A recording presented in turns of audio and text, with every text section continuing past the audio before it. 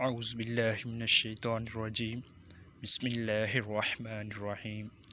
السلام علیکم ویورز، آج ہم اس ویڈیو میں بات کریں گے کہ پوری دنیا کے مسلمانوں کو فلسطین کے ساتھ کیوں محبت ہونی چاہیے، فلسطین کے لوگ اپنی سرزمین کے لیے کیوں شہید ہوتے ہیں، کیوں اپنی جانوں کو نذرانے پیش کرتے ہیں۔ اس کے جو راز ہے اس پہ بات کریں گے۔ کیونکہ فلسطین انبیاء علیہ السلام کا مسکن اور سرزمین ہے۔ حضرت ابراہیم علیہ السلام نے فلسطین کی طرف ہجرت فرمائی تھی۔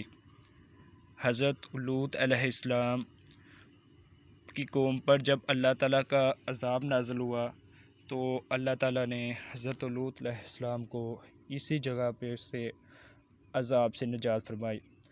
حضرت داؤد علیہ السلام نے اپنی سلطنت اسی سرزمین پہ قائم کی۔ انہوں نے اپنا ایک محراب بھی اسی جگہ پہ تعمیر فرمایا تھا۔ حضرت سلیمان نے اسی جگہ سے ساری دنیا پر حکومت کی۔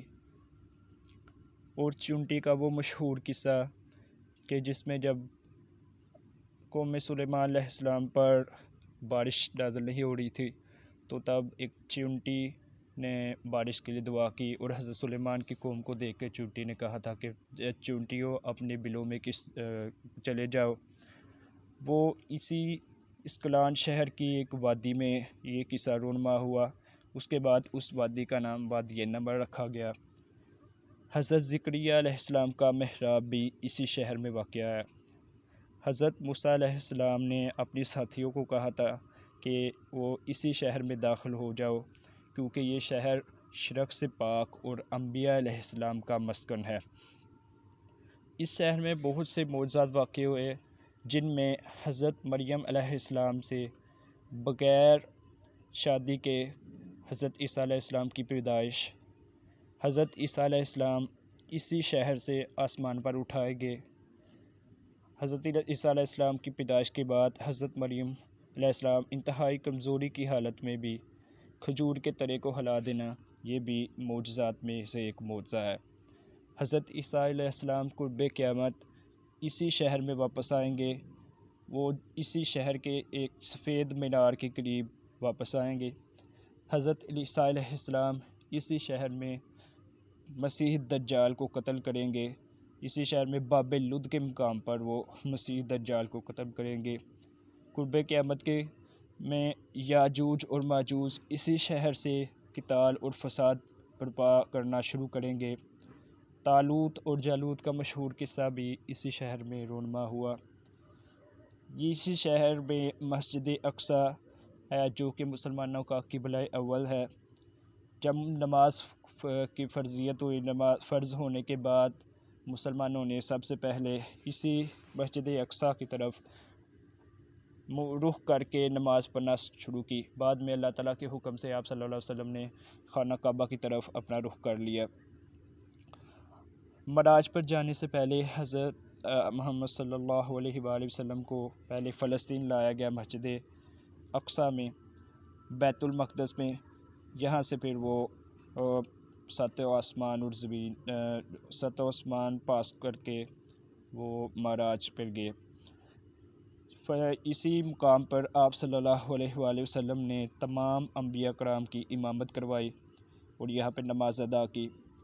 سیدنا ابو ذر رضی اللہ تعالیٰ عنہ فرماتے ہیں کہ میں نے حضور صلی اللہ علیہ وسلم سے پوچھا کہ سب سے پہلی مسجد اسلام کی کون سی ہے، تو آپ صلی اللہ علیہ وسلم نے فرمایا مسجد حرام۔